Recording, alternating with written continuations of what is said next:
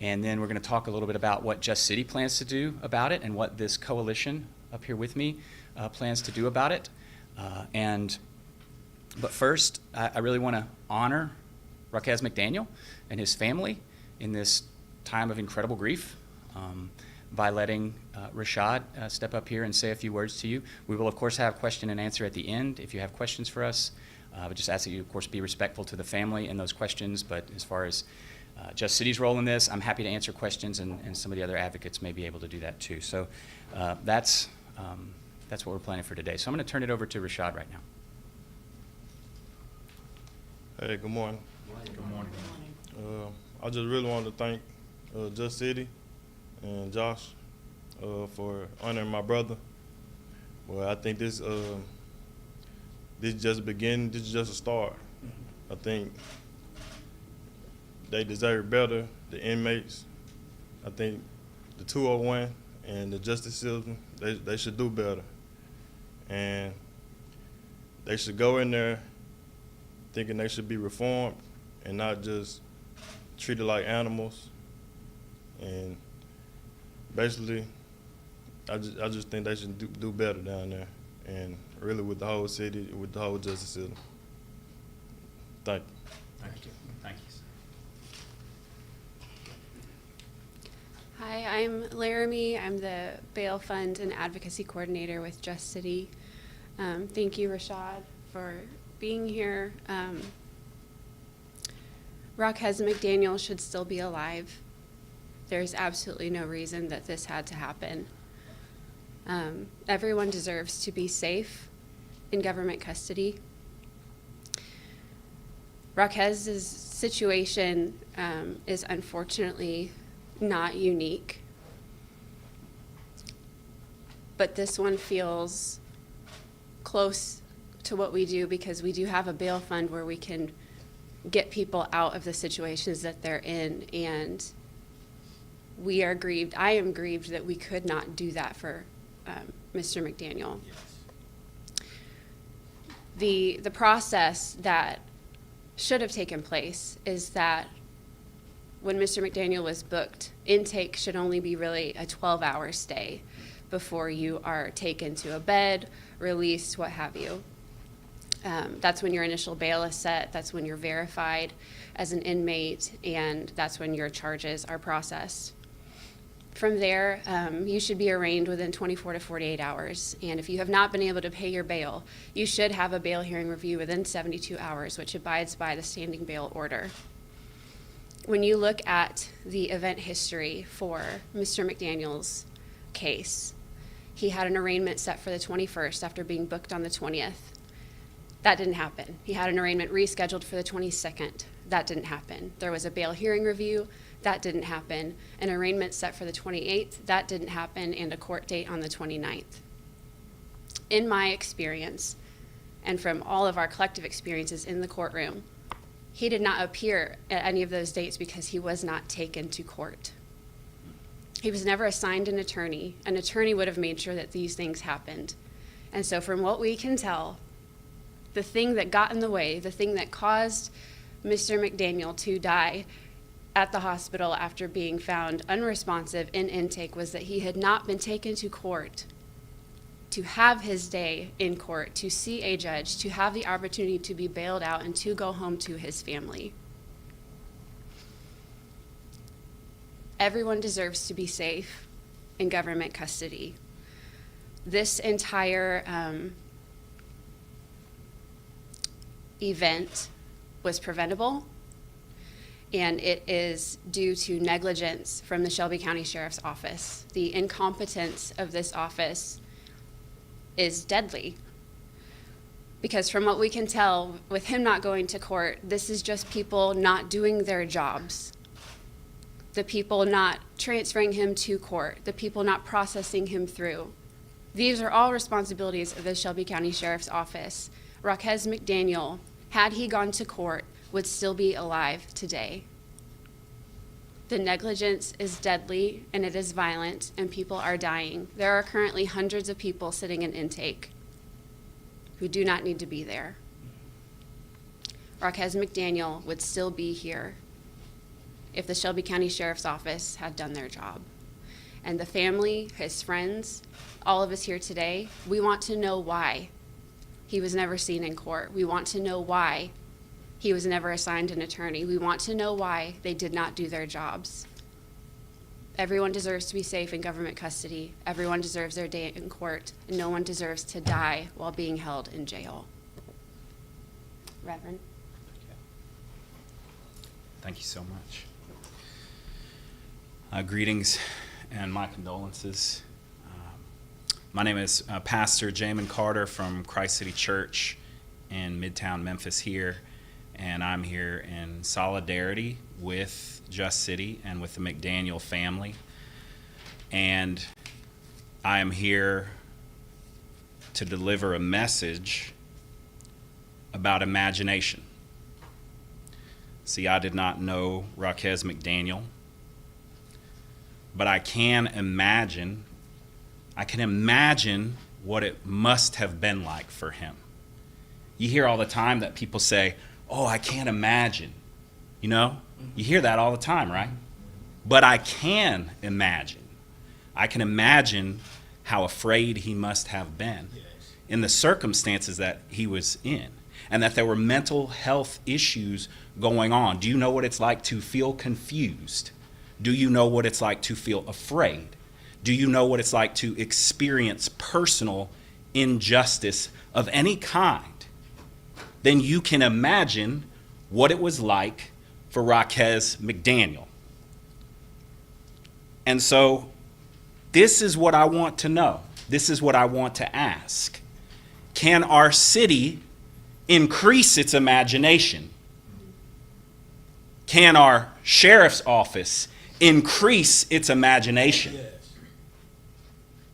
Can the people who impact which laws and policies are passed and enforced increase their imagination?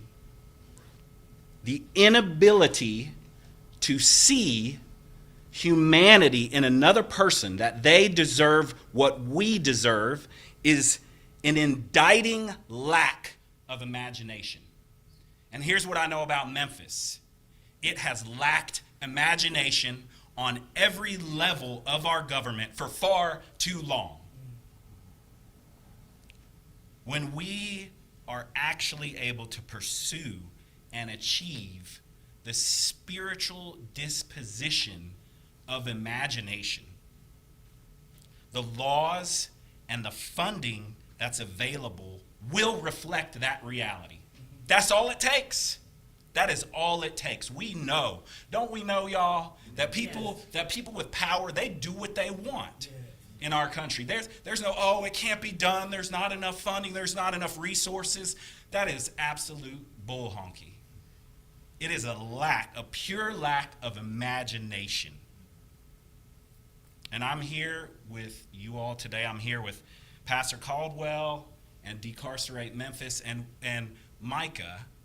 And we were here advocating for something that could have impacted this, from this DOJ report, where there is a policy in place for mental health, qualified mental health workers to ride along with police officers in situations like this one. And if that policy that is already in place had been implemented properly, we may not have ever gotten to this situation in the first place. A damning DOJ report from last December. Y'all, we forgot about last December already, didn't we? Because of all the nonsense going on. But if those policies, if we had the imagination to even enforce those policies, the sheriff's office had the imagination even to enforce those policies, to see ourselves in Raquez McDaniel and the 6 others who have died in police custody, then things would be different. And I want to close my statement with a quote from Brian Stevenson from the Equal Justice Initiative, who said, "The true measure of character," and I must adjust it, "of our city is not how we treat the rich and the well-respected, because they get treated real good. It is how we treat the poor, the disfavored, the accused, the incarcerated, and the condemned. And we are condemned as a city for our lack of imagination. Thank you. Good morning. My name is Pastor Keith Caldwell. I'm the president of Micah, Memphis, and also pastor of the historic Centenary United Methodist Church. And we're here today because injustice is here. And we want to stand with our brother. We know that we have a system that seeks to punish. It's retributive justice. It doesn't seek to convert folks, to redeem folks, but to punish, to exact every ounce of flesh from them. And we can do better than that, and we are better than that. We need to recognize the humanity of everyone, no matter what type of condition of incarceration that they're in. And why would we, as a majority black city, allow this to happen when we know the histories of oppression that have done that to us already? Why would we have some type of internalized colonization that we need to behave like our oppressors? And I want to say to the sheriff, I know that we can be better than we are, and we should be. And the resources are here. We're here to create the political will to spend the money, to have mental health people in ride-along so we can not criminalize people who's having a mental breakdown and incarcerate them, and they lose their lives in the middle of catastrophic conditions. I want to tell Mr. McDaniel, we send our deepest regards to your family, and we just think this should never happen again. So Micah would like to have this conversation. I just want to tell you we'll have transformational justice town hall meeting on Thursday, August the 14th from 5:30 to 7:30 p.m. And we'll have a series of conversations with the community around dialogue. We don't want to just say what's wrong. We want to say what we can do to make this right. Thank you. Thanks, everyone. And this is what we're going to do, right? If the people who are in charge of jail, who are in charge of doing the things that they failed to do, that cost Raquez McDaniel his life, we're going to do something. And so the next part of this gathering is about what we're going to do. So at Just City, for the last 8+ years, we've been paying bail. We've been paying bails in the amount of $1,000, just like the one Raquez McDaniel had. We've spent more than $3 million in this community to purchase people's freedom through a corrupt bail system that we're trying to change. But before we change it, until we change it, we can use it. So we have. And so to honor Raquez McDaniel's life, and as a tribute to him and his family, we're announcing the Raquez McDaniel bailout today. Just City will draw down its bail fund by $50,000, which is a lot of money for our bail fund, but we're going to do it because we think this is important. The staff at Just City has already compiled a list of nearly 30 people that make up that $50,000. Those people appear to be in a similar situation to Raquez McDaniel, have been there for some as much as a week with bonds under $4,000. So we're going to go try to make this right. That's what we can do. We're going to act. And then second, you all should have also received a handout with a list of demands. There are 3 very simple demands. These are not outrageous. These are things that could be started tomorrow. And I want to go over those really quickly. The sheriff's office could do these 3 things tomorrow. They could redirect employees and commit any necessary resources to train and strengthen those departments that did not move Raquez McDaniel from that jail to that courthouse. It's next door. There's a tunnel. There are people whose job it was to get him to court, to see an attorney, to see a judge. And if that's not working, then that's the sheriff's responsibility, to train those people, commit more resources to that. And we believe if they do that, they can reduce what has been reported as a 72-hour time on average for booking. We believe they can reduce that by half very quickly. And so I'm not going to read verbatim, but we believe that within a month, they can reduce that to 36 hours. And if they keep going, they can reduce it to 25 hours by the end of the year. There's a daily jail roster that Just City has access to, that you have access to, that tells us who is in that jail. And it will tell you, generally, if you know what you're looking for, and I would assume the Sheriff's Department does, who's been in there without going to court.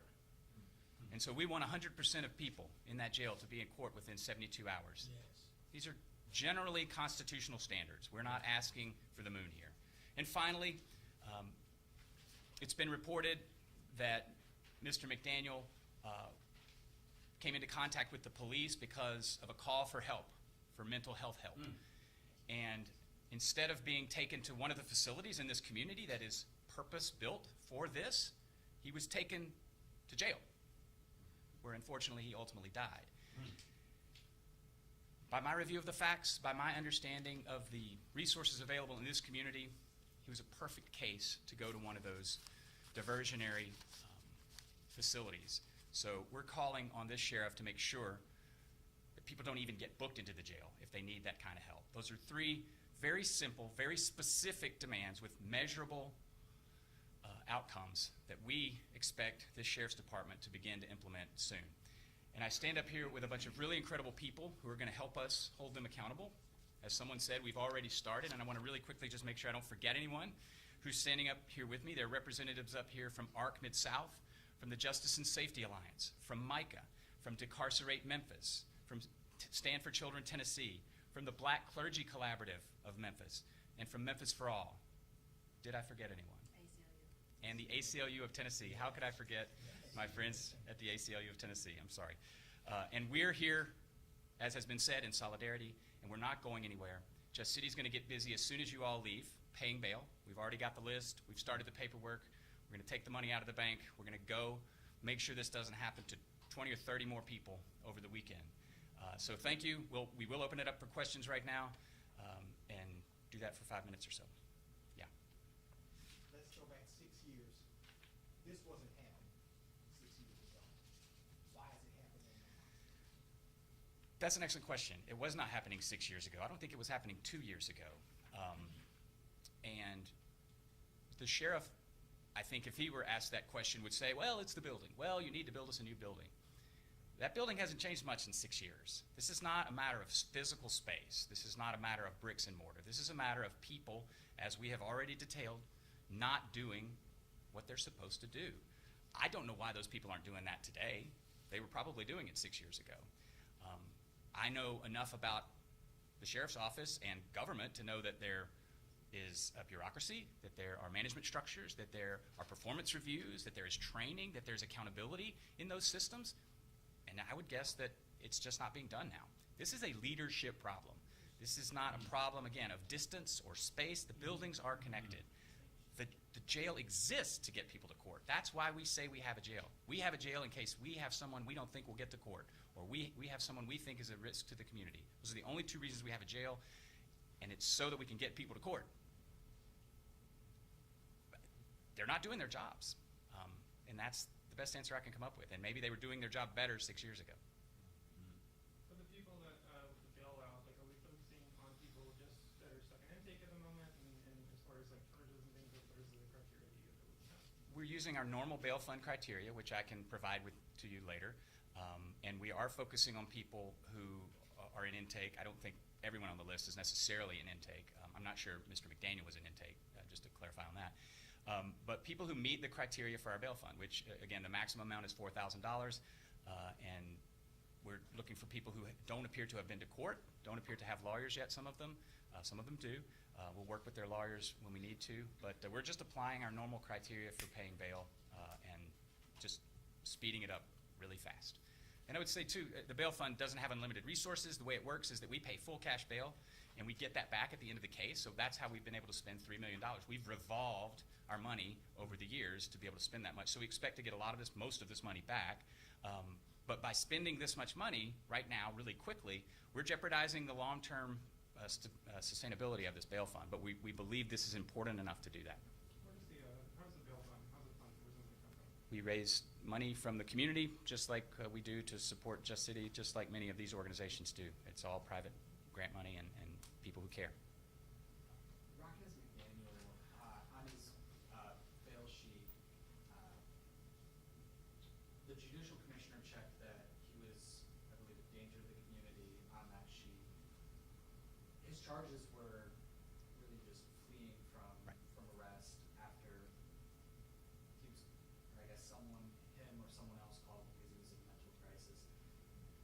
do you think that we need to address how we look at people with mental health problems as they come into the jail? Of course, as Jamin said, this is in the DOJ report, right? This started with an encounter with law enforcement who were called to help. There's no indication a crime was being committed. There's no indication anyone was harmed or at risk. And so 100%, I mean, what Just City knows is the court system and the jail. So we're focused on what we can do with the court system and the jail. But absolutely, this implicates the systems that should have diverted him into care. Alliance Healthcare Services just opened a facility on Summer Avenue. Many of you have probably taken a tour, a 45-bed facility that is secure, that is intended to receive people from first responders. And we absolutely, as a community, as institutions like the Sheriff's Office, Alliance, and others, need to ask the question why Raquez McDaniel didn't end up in a facility that was meant to help him instead of hold him indefinitely. What is it? Yeah, go ahead, come on. So I'm Carly Leeper from. You want to come up and South. so they can hear you? Yes, so I'm Carleen Leeper from the Archmont South, and it's sad to say this is not uncommon for me to hear this, and my sympathy goes out to the brother. Like, dang, this should never happen. So we represent the ARCs across the nation, and we're working with the Virginia office now with the same situation. But in Memphis, we should have a crisis intervention team that when any mental health people in person should call, they should never go to 201 in the first place. So everything you all have said is correct, and the ARC position statement is that anyone with a different ability should have the same right to justice and fair treatment. We know this didn't happen. I know I'm not supposed to be speaking today, but it didn't happen. In all areas of the judicial system, we have failed. We have failed over and over again. So if they utilize, train, and expedite the crisis intervention team and train those individuals, we wouldn't be here today. I don't know if it's like a funding for 6 years ago, but it was less, but it was still happening, maybe not commercialized. So we have a problem in this city, and we need to band together as a coalition, and we need to stop this whole Shelby County 201, the leaders accountable. This is the only way this is gonna happen, and as people look like me are there most affected. So we need to do something. We need to do it today. So, but there is a system called the Crisis Intervention System. That's where they should go. Never go to 201. People with disability encounter crime just like everyone else. It's how they're treated. It's how they end up. Thank you. Brittany? I'm wondering what questions other people up here have. Like, we've got a lot of remarks. I'm hearing people ask questions, but it seems like we're left often with more questions than answers. I would love to hear other questions that people have about why this occurred, and especially with you, Rashad, and like, the McDaniel family. Like, what questions are you all left with that has not yet been answered?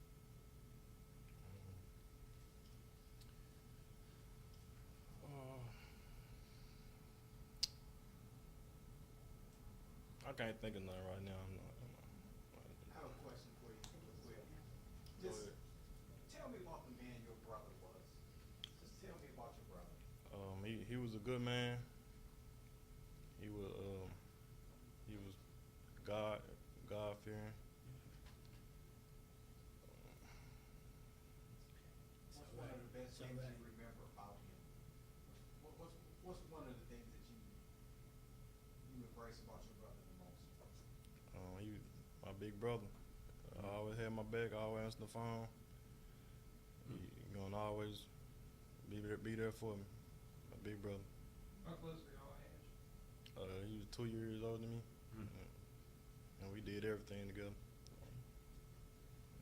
Do we know much about the day that he had this interaction with the police? Do y'all know much about that?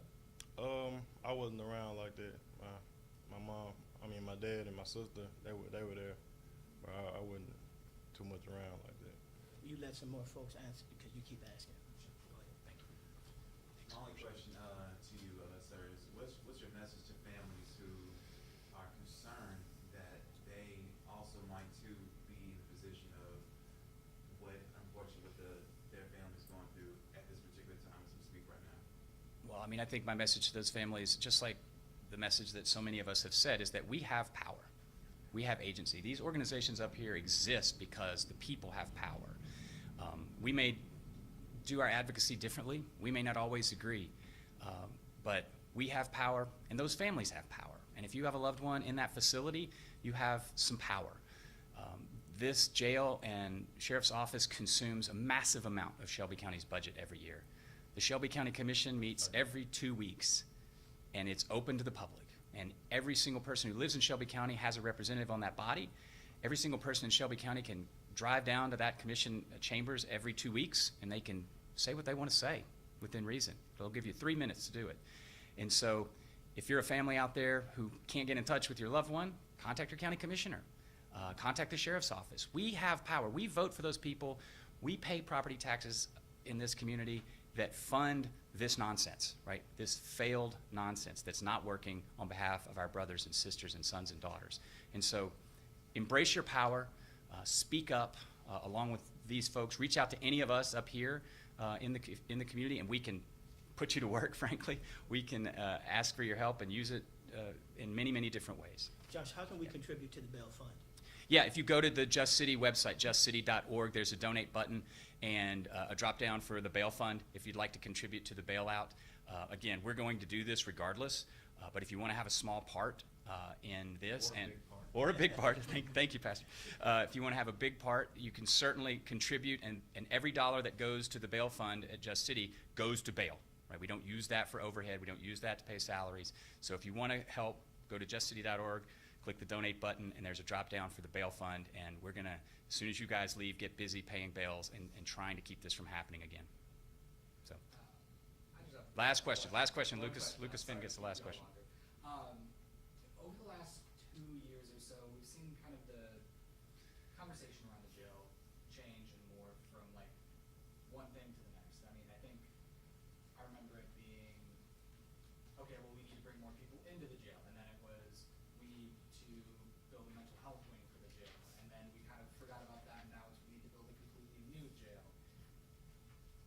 I'm wondering if you have any thoughts on kind of the lack of a cohesive vision for the future of that intermediary penal system. Not penal system, but holding system, I guess. I mean, again, that's a good question. Lack of vision is a good way to put it.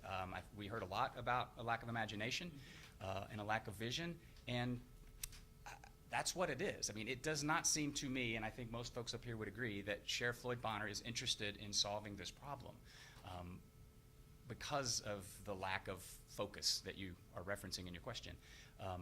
He's not the only elected official in this community that could provide that leadership. Again, we have 13 county commissioners. We have a county mayor.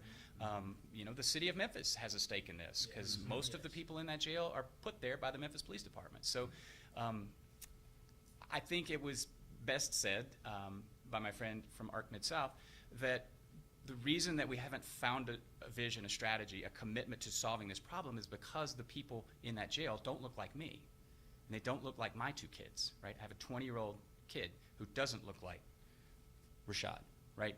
That's why we haven't solved this problem, because 87% of the people in that jail are black, and they're forgotten, as the quote from Brian Stevenson reminded us. They're condemned. We don't take it seriously, and that's why we let it happen. We have the system that we allow, and it's, for now, the one we deserve. And so we've got to find that focus. We've got to have some leadership. I hope we do soon. These groups of people will be here ready to help anytime that the county is ready to get serious. Thank you all so much for coming. That's going to be it for questions.